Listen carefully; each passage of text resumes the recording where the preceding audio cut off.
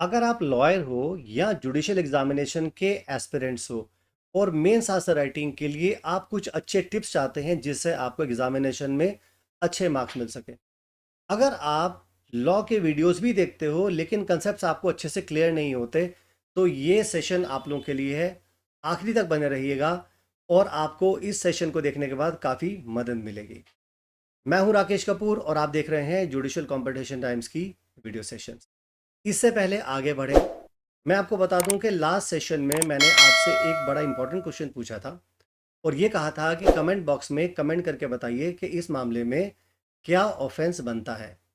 और मेरे एक यूज़र ने कमेंट बॉक्स में कमेंट करके उसका बिल्कुल एक्यूरेट और सही जवाब दिया है।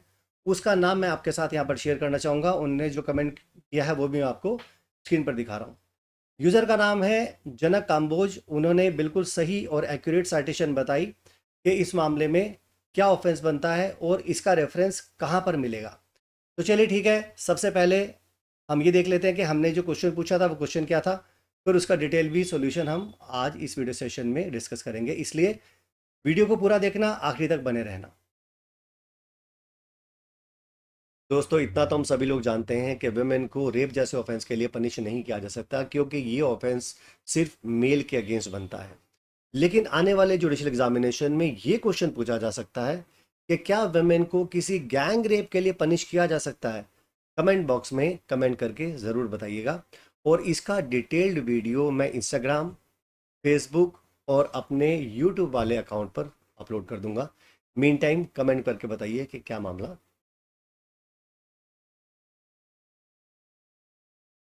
तो ठीक है, क्वेश्चन आपने देख लिया। अब सबसे पहले देखते हैं कि इस तरह के मैटर्स को अगर हमें जुडिशियल एग्जामिनेशंस के स्पेशली मेंस आंसर राइटिंग्स में अगर हमें सॉल्व करना है तो बिल्कुल सही तरीका क्या है, किस तरह से इसे सॉल्व करें ताकि हमें मैक्सिमम मार्क्स मिलें। ना सिर्फ इसे मेंस आंसर राइटिंग में कैसे लिखना है, बल्कि अगर इस तरह के मैटर हमारे सामने कोर्ट में आ जाएं और कोर्ट में भी हमें इस कॉन्टेक्स्ट में आर्गुमेंट करना पड़े तो मैं कैसे रेफरेंस लूंगा और अपने आर्गुमेंट्स को किस तरह से एड्रेस करूंगा, उसको भी इसी वीडियो सेशन में डिस्कस किया गया है। तो चलो ठीक है, बिना देरी के स्टार्ट करते हैं और देख लेते हैं कि हमारे पास इस सेशन में ऐसा क्या है जो हमें काफ़ी मदद करने वाला है। स्क्रीन पर ध्यान से देखिए। तो ठीक है, फटाफट से स्विच कर जाता हूं अपनी स्लाइड पर। जैसे कि मैंने अपने लास्ट सेशन में भी आपको ये बात बताई थी कि अगर हमारे सामने कोई भी क्वेश्चन आता है, कोई भी प्रॉब्लम बेस्ड क्वेश्चन आता है या लॉ से रिलेटेड कोई भी मामला हमारे सामने आता है, तो सबसे पहला काम जो हमको करना होता है वो ये कि हमें ये देख लें कि उसमें क्या इशू इन्वॉल्व है। जैसे कि हमारे वाले मामले में क्या इशू इन्वॉल्व है। आप कहेंगे सर यही इशू है कि क्या वुमेन गैंग रेप कर सकती है कि नहीं कर सकती। बिल्कुल। अब आपने ये तो स्पॉट कर लिया कि क्या वुमेन गैंग रेप के लिए लायबल हो सकती है कि नहीं हो सकती। फिर हमें ये देखना पड़ेगा कि इसका कोई प्रोविजन हमारे पास किसी पर्टिकुलर सेक्शन या किसी केस लॉ में लिखा है। यानी कि हमारा इस मामले में प्रॉब्लम बेस्ड क्वेश्चन में या डायरेक्ट क्वेश्चन भी है तो उसमें सेक्शन कौन सा है और कौन सा एनेक्टमेंट या लॉ लग रहा है उसमें, वो भी हम चेक कर लेंगे। अभी मैं सब डिस्कस करूंगा। सेकेंड स्टेप हमको ये देखना होता है। और तीसरा स्टेप हमको देखना होता है कि क्या हमारे साथ कोई ऐसा कोई केस लॉ है, कोई ऐसा रेफरेंस सुप्रीम कोर्ट का, हाई कोर्ट का है जिससे उस मैटर को हम रिजॉल्व कर सकते हो। अगर हमारे पास कोई लैंडमार्क जजमेंट सुप्रीम कोर्ट का है तो बहुत अच्छी बात है। हाई कोर्ट का है तो ठीक है, हम उसको भी रेफरेंस के लिए यूज़ कर सकते हैं। और फिर उस केस लॉ में और सेक्शन में और फैक्ट्स में जो बात लिखी होती है उसको हम अप्लाई करके इंटरप्रेट करते हैं, उसकी एनालिसिस करते हैं, उसका डिटर्मिनेशन करते हैं। जब डिटर्मिनेशन कर लेते हैं सब फैक्ट्स को, फिर लास्ट में अपना कुछ निर्णय, अपना कुछ कंक्लूजन ड्रॉ करते हैं और लास्ट में हम लोग उसका कंक्लूजन लिख देते हैं। यही हमें प्रॉब्लम बेस्ड क्वेश्चन में एक पर्टिकुलर टेक्निक के साथ फॉलो करना होता है। तो चलो इन सारे स्टेप्स को फॉलो करते हुए इस मैटर को रिजॉल्व करते हैं और देखते हैं कि इसको कैसे हमें लिखना चाहिए। तो सबसे पहली बात तो हमने यहाँ पर आपसे कहा कि कौन सा इशू यहाँ पर इन्वॉल्व है। तो जो इशू इन्वॉल्व ये है कि क्या वेमेन को हम गैंग रेप के लिए गिल्टी हेल्ड कर सकते हैं। तो ठीक है, ये हमारे पास इशू इन्वॉल्व है। अब इशू से रिलेटेड हमारे पास कौन कौन से ऐसे सेक्शंस हैं जो इस मामले में अप्लाई होते हैं। देखिए, 1 जुलाई से हमारे पास भारतीय न्याय संहिता लागू हो चुका, लेकिन इसका मतलब ये तो नहीं है कि पुराने वाला जो भी लॉ है वो पूरी तरह से ख़त्म हो गया। वो पुराने ट्रांजैक्शंस में अब भी अप्लाई हो रहा है, यानी कि 1 जुलाई 2024 से पहले जितने भी रेप के या गैंग रेप के जो मैटर्स हैं, क्योंकि मैं यहाँ गैंग रेप के बारे में बात कर रहा हूँ, तो अगर कोई भी क्राइम अगर 2024 1 जुलाई से पहले हुआ है तो उसमें हमारा आईपीसी लगेगा। 1 जुलाई से लेकर ऑनवर्ड्स जितने भी ऑफेंस हो रहे हैं उनमें हमारा भारतीय न्याय संहिता लगेगा।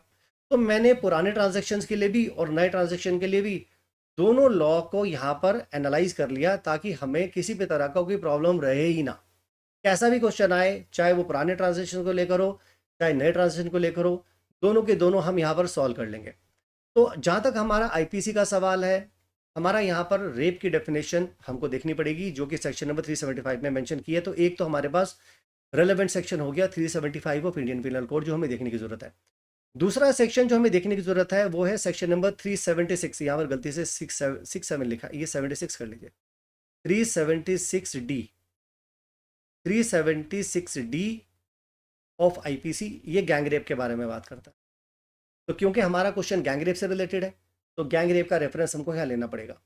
इसके अलावा क्योंकि भारतीय न्याय संहिता ऑलरेडी लागू हो चुका, तो इसमें भी हमारे पास जो रेप की डेफिनेशन है वो दी हुई है सेक्शन नंबर 63 में, और गैंग रेप के बारे में रेफरेंस दिया हुआ है सेक्शन नंबर 70 के सबसेक्शन नंबर 1 में। हालांकि सेक्शन 70 हमने यहाँ पर मेंशन कर दिया। तो चलो ठीक है, अब इन्हीं सेक्शन को हम डिटेल में डिस्कस करेंगे और समझेंगे कि हमें इसको कैसे एनालाइज करें, ताकि ये पता चल जाए कि वुमेन गैंग रेप के लिए गिल्टी हेल्ड हो सकती है कि नहीं हो सकती। और उसके बाद हम रेलेवेंट इंपॉर्टेंट केस लॉ को भी देखेंगे। तो सबसे पहले तो हम आईपीसी के ही सेक्शन को देख लेते हैं। मैंने पूरा सेक्शन यहाँ पर रिप्रोड्यूस इसलिए नहीं किया कि बाकी जो कुछ भी नीचे लिखा है वो हमारे लिए यहाँ पर रेलेवेंट नहीं है, क्योंकि वहाँ पर हमें जाना नहीं है। हमें तो सिर्फ ये देखना है कि ये रेप कर कौन सकता है और कौन पर्सन इसके लिए लायबल हो सकता है। अगर मैं इसकी परिभाषा देखूं रेप की, जो सेक्शन 375 में मेंशन की गई है, वो कहते हैं a man is said to commit a rape. यानी कि यहाँ पर कोई शब्द ऐसा नहीं लिखा अ वुमेन, या ऐसा भी नहीं लिखा एनी पर्सन, क्योंकि पर्सन में तो मैन और वुमेन दोनों इंक्लूड होती हैं। लेकिन यहाँ तो लेजिस्लेचर ने पर्टिकुलरली वर्ड मैन ही इस्तेमाल किया है, यानी कि आईपीसी के हिसाब से सिर्फ मैन ही रेप कमिट कर सकता है, कोई और नहीं। तो 375 तो यहाँ पर क्लियर हो गया। अभी आगे बढ़ते हैं। आगे हमारे पास गैंग रेप की लिए जो प्रोविजन दिया है वो दिया है सेक्शन नंबर 376D में।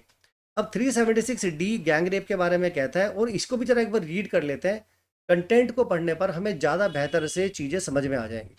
उनका यहाँ कहना है where a woman is raped by one or more persons, यानी कि अगर किसी वुमेन के साथ कोई भी रेप कमिट हुआ है और वो किसी एक या एक से ज़्यादा लोगों ने मिलकर किया है, लोगों ने, पर्सन्स, यहाँ पर वर्ड मैन इस्तेमाल नहीं हुआ।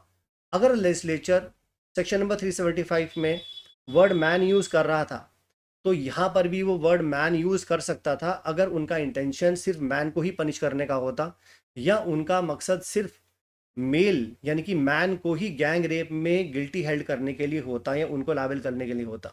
अब यहाँ पर उन्होंने वर्ड इस्तेमाल किया है एनी पर्सन। तो एनी पर्सन का मतलब ही यहाँ पर ये है, या one or more persons word इस्तेमाल किया है, तो पर्सन्स का मतलब ही यहाँ पर ये है कि यहाँ पर मेल और फीमेल यानी कि मैन और वुमेन दोनों ही इंक्लूड होंगे। तो where a woman is raped by one or more persons constituting a group.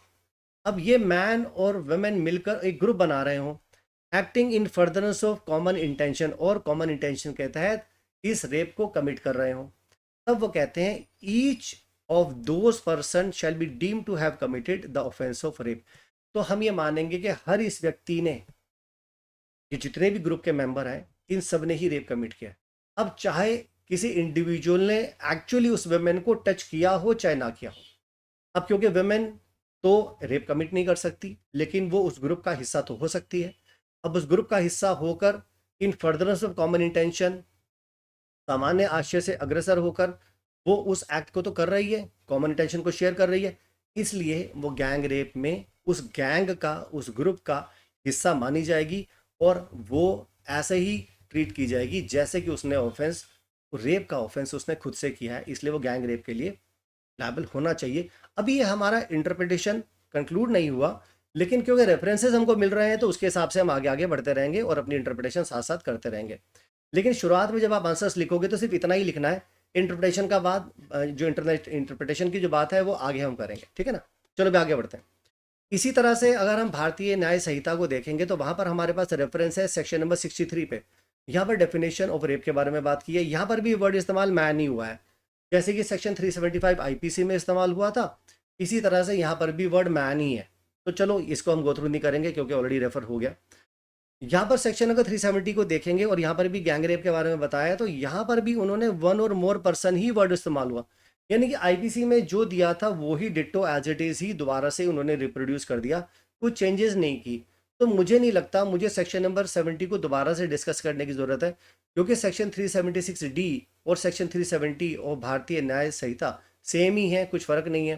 तो इसको ठीक है, मैं डिस्कस नहीं कर रहा हूँ, लेकिन एग्जामिनेशन में आप इसका रेफरेंस लिख दोगे, वो मैंने यहाँ पर रिप्रोड्यूस करके आपके रेफरेंस के लिए मेंशन कर दिया। चलो अब फटाफट आगे बढ़ते हैं। अब हमारे पास कोई इंपॉर्टेंट केस लॉ होना चाहिए जो इस मामले में हमें सपोर्ट दे रहा हो। तो इसके लिए एक इंपॉर्टेंट लैंडमार्क जजमेंट है Sunita Pandey versus state of UP. हालांकि गैंग रेप को लेकर हमारे पास एक Priya Patel versus state of MP 2006 का मामला है, लेकिन वो मामला 2006 का है और हमारे पास 2013 में हमारा क्रिमिनल अमेंडमेंट एक्ट के थ्रू आईपीसी ऑलरेडी अमेंड हो चुकी थी। निर्भया वाले केस के बाद 2013 में अमेंडमेंट हो गया और बहुत सारी चीज़ें बदल गई थी उसके बाद। प्रिया पटेल वाला केस पुराना था, तो ठीक है, मैंने फिर सुप्रीम कोर्ट का साइटेशन तो यहाँ पर नहीं लिया, क्योंकि लेटेस्ट व्यू हमारे पास अभी जो है वो Sunita Pandey versus state of UP वाला है, तो उसी का रेफरेंस मैंने यहाँ पर लिया है। और हमारे जो यूज़र थे जनक काम्बोज, उन्होंने भी सेम इसी साइटेशन का रेफरेंस लिया था। अगर आप लोग भी चाहते हैं कि आपका नाम भी इस वीडियो में आए और आपके कमेंट भी यहाँ पर आए, तो आप सबसे पहले जो पर्सन भी उस कमेंट को मेंशन करेगा और उसका आंसर अगर करेक्ट होगा तो मैं उसका नाम अपने वीडियो सेशन में ज़रूर डिस्कस करूँगा। तो चलो ठीक है, अभी आगे बढ़ते हैं। आगे मैं इसका जो रेफरेंस है वो एक जजमेंट में डायरेक्टली ले लेता हूँ, जो जजमेंट में डिस्कस करने वाला हूँ उसके लिए मैंने डायरेक्टली ही यहाँ पर एक केस लॉ जो है उसका रेफरेंस ले लिया है। तो ये सुनीता पांडे वाला केस का जो पैराग्राफ नंबर 10 है, हम वहाँ पर आते हैं सीधा। अब यहाँ से हमारी इस आंसर राइटिंग की एनालिसिस स्टार्ट होती है। अब एनालिसिस कैसे करेंगे? देखो, सबसे पहले तो हमें सुप्रीम कोर्ट का अगर कोई भी पुराना जजमेंट है जो कि कन्फ्लिक्टिंग हो सकता है और जिसको इसी केस लॉ में डिस्कस भी किया है और उसको करने के बाद भी कोर्ट ने कुछ और व्यू दे दिया, तो वो हमको ज़रूर डिस्कस कर लेना चाहिए, ताकि ये ना हो कि दूसरी पार्टी ये बोले या एग्जामिनर ये सोचे अरे प्रिया पटेल वाला केस भी तो था, वो तो इन्होंने एवेल्युएट नहीं किया। तो हमें वो भी डिस्कस यहाँ पर कर लेना है। तो Priya Patel versus state of MP 2006 supreme court वाले केस में उन्होंने ये कहा था, वेयर द वाइफ, देखिए स्क्रीन पर देखिए, where the wife of the appellate facilitated commission of a gang rape within the meaning of section 376(2)(g) of IPC after elaborate discussion on the provision under section 375 376 of IPC। अब ध्यान से देखो, it was held therein among the others that the women cannot be prosecuted for the alleged commission of the gang rape। तो प्रिया पटेल वालों में तो यार उन्होंने ये कह दिया कि विमेन को हम प्रोसिक्यूट नहीं कर सकते for the purpose of gang rape. तो Priya Patel versus state of Madhya Pradesh 2006 supreme court वाला केस ये कह रहा था कि विमेन गैंग रेप कर ही नहीं सकती। लेकिन यार एक बात बताओ, 2013 में ये जो सेक्शन इंसर्ट किया 376D, इसमें तो स्पेशल कैटेगरी बना दी गैंग रेप की और शब्द इस्तेमाल कर दिया एनी पर्सन। तो ये जो प्रिया पटेल वाला केस था 2013 के बाद तो नहीं चल सकता ना।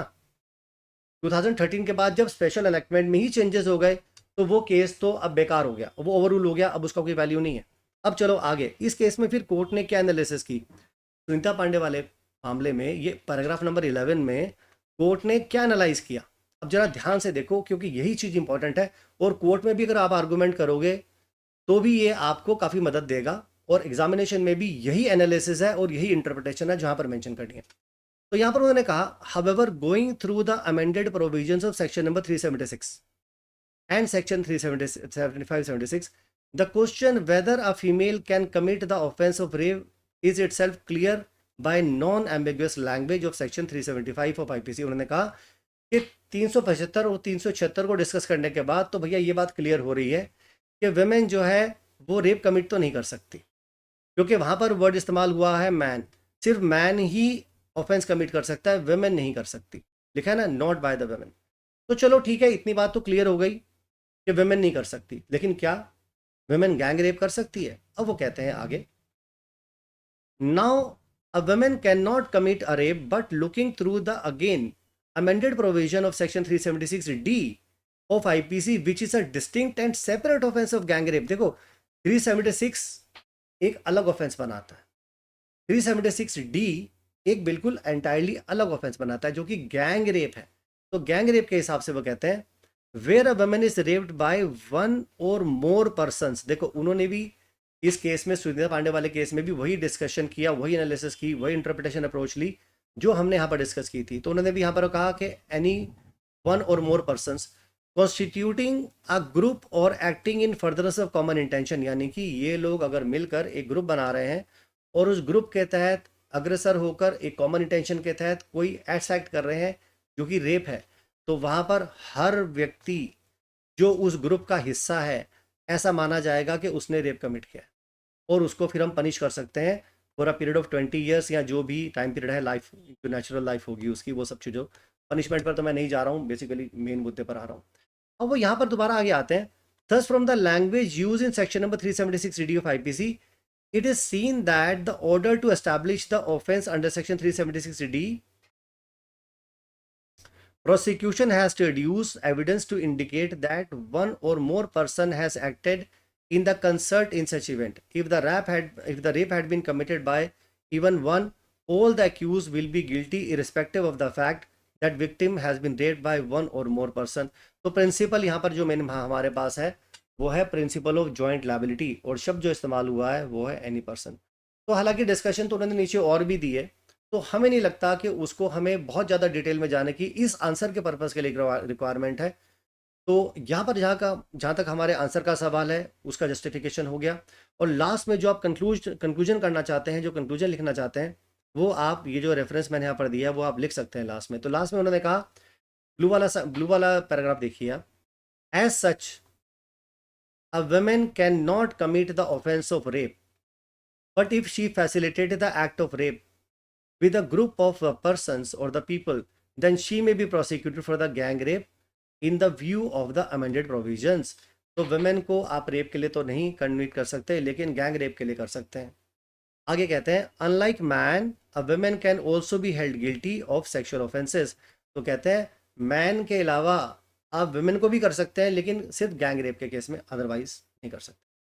तो चलो ठीक है, इसके साथ हमारा ये जो पूरा भी सेशन है ये लगभग हमारा यहाँ पर कंप्लीट हो गया। तो मैं समझता हूँ कि आपको जो भी कंसेप्ट था in relation to this particular question आपको पूरा ये क्लियर हो गया होगा। तो ये जो स्टेप्स मैंने आपको बताए हैं, जो जो आपको मेंस आंसर राइटिंग में लिखने की ज़रूरत है, उन सबको आप ध्यान से फॉलो करना, आपको अच्छे मार्क्स। तो ठीक है, इस सेशन में इतना ही है। नेक्स्ट वीडियो सेशन में एक नए क्वेश्चन के साथ आपसे मुलाकात होगी। तब तक के लिए आप मुझे परमिट कीजिए। Thank you so much. जय हिंद, जय भारत।